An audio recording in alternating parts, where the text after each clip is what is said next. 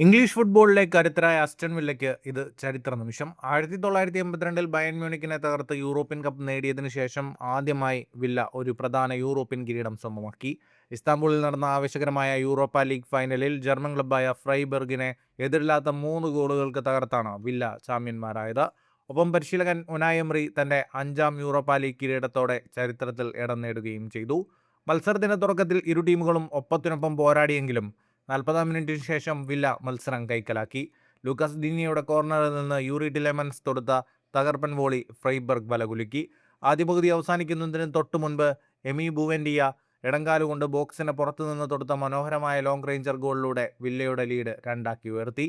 രണ്ടാം പകുതിയിലും തങ്ങളുടെ ആധിപത്യം തുടർന്ന വില്ലയ്ക്കായി മോർഗൻ റോജേഴ്സ് 3ാം ഗോളും നേടി ഫ്രൈബർഗിന്റെ പരാജയം പൂർത്തിയാക്കി.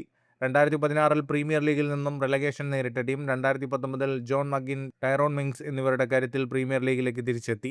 അവിടെ നിന്നും ക്യാപ്റ്റൻ ജോൺ മഗിന്റെ നേതൃത്വത്തിൽ ഈ യൂറോപ്യൻ കിരീടം ഉയർത്തുമ്പോൾ അത് വില്ലയുടെ ചരിത്രത്തിലെ സുവർണാധ്യായമായി മാറുന്നു. ഗാലറിയിൽ വില്ലയുടെ കടുത്ത ആരാധകനായ വില്യം രാജകുമാരൻ ഉൾപ്പെടെയുള്ളവർ ഈ ചരിത്ര നിമിഷത്തിന് സാക്ഷ്യം വഹിക്കാനുണ്ടായിരുന്നു. ഈ വിജയത്തോടെ പരിശീലകൻ ഉനായ് എമറി യൂറോപ്പ ലീഗിന്റെ ചരിത്രത്തിലെ ഏറ്റവും വിജയകരമായ കോച്ചായി മാറി. 5 യൂറോപ്പ ലീഗ് കിരീടങ്ങൾ നേടുന്ന ആദ്യ പരിശീലകനാണ് എമറി. അതിനു പുറമെ 3 വ്യത്യസ്ത ക്ലബ്ബുകൾക്കൊപ്പം ഈ കിരീടം നേടുന്ന ആദ്യ മാനേജറും അദ്ദേഹമാണ്.